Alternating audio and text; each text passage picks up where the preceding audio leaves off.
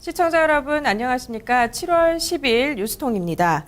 새 정부 출범 이후 규제 개혁이 국정과제로 제시되면서 금융권에서도 낡은 규제를 완화하거나 없애는 움직임, 개선되는 방안이 검토가 되고 있습니다.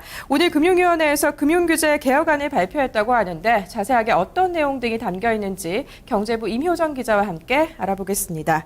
네, 오늘 발표한 금융규제 개혁안 어떤 내용 담고 있나요? 네, 오늘 오후 신재웅 금융위원장은 브리핑을 갖고 금융규제 개혁안을 발표했습니다. 말씀하신 대로 새 정부가 출범을 하면서 규제 개혁이 국정과제로 제시됐는데요.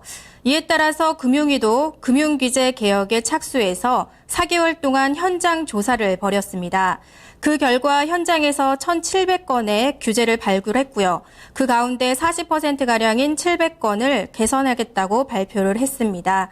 먼저 개혁안의 큰 틀을 보면요. 이 금융회사의 성장을 막는 영업 관련 규제는 대폭 완화를 하고 건전성이나 소비자 보호 또 개인정보 같은 규제는 강화한다는 내용을 담았습니다. 네, 그렇군요. 700건이란 많은 양의 규제를 완화했는데요. 이 가운데서 좀 눈에 띄는 규제 개혁안이 있을 것 같은데 어떻습니까? 네, 먼저 창업 지원이 확대된다는 점입니다.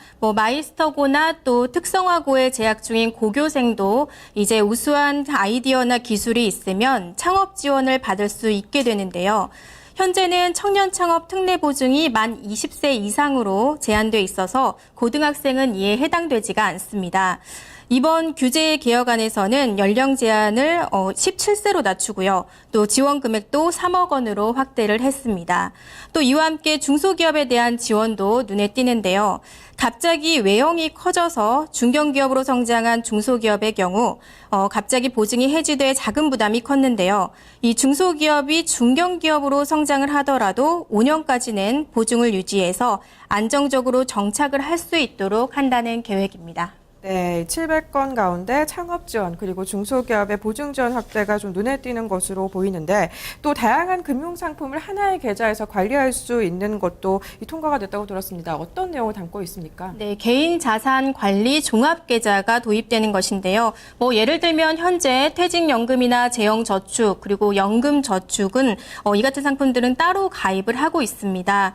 또 세제를 받기 위해서는 특정 상품을 장기간 보유해야 되기 때문에 상품 간 이동성도 부족했습니다.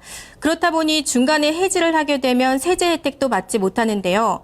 이 같은 불편과 피해를 없애기 위해서 한 계좌에서 다양한 상품을 관리하되 세제 혜택도 통합해서 부여할 수 있는 상품을 마련한 겁니다.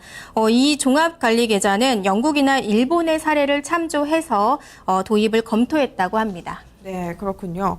이 최근 금융권의 사정이 좋지가 않습니다. 아무래도 규제 완화를 위해서 금융회사들은 수익성을 좀 높일 수 있을 것인가 여기에 좀 관건이 맞춰져 있을 것 같은데 금융회사 입장에서 반길 수 있는 규제 완화 어떤 것들이 있습니까? 먼저 계열사 간 복합 점포를 운영하도록 허용한다는 점입니다. 지금까지는 계열사라고 해도 한 공간에서 은행이나 보험 그리고 증권별로 업무 공간을 분리해야 됐습니다. 이 때문에 고객이 은행 상품과 또 금융 투자 상품을 동시에 상담받기 위해서 은행에서 마련한 특화된 점포를 찾는다 해도 이 공간이 분리돼 있어 출입문도 다르고요. 또 같은 내용을 두 직원에게 각각 설명해야 하는 불편도 있었습니다.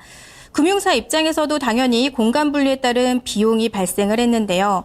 이 복합 점포를 허용함에 따라서 한 공간에서 원스톱으로 종합 서비스를 이용할 수 있게 됩니다.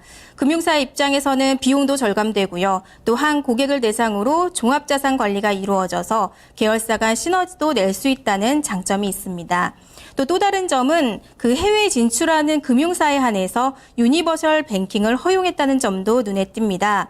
이 은행과 증권 업무를 겸업할 수 있도록 허용한 건데요. 이 지금까지는 국내 규제 때문에 해외에서 허용을 한다 해도 겸업을 할 수가 없었습니다.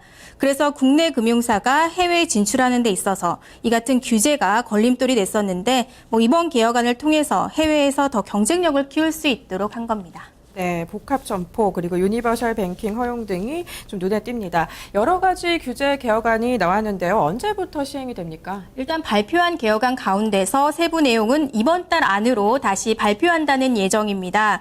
확정된 과제에 대해서는 하반기에 내규 개정이나 또 법령 개정을 추진해서 가급적 빨리 추진한다는 계획인데요.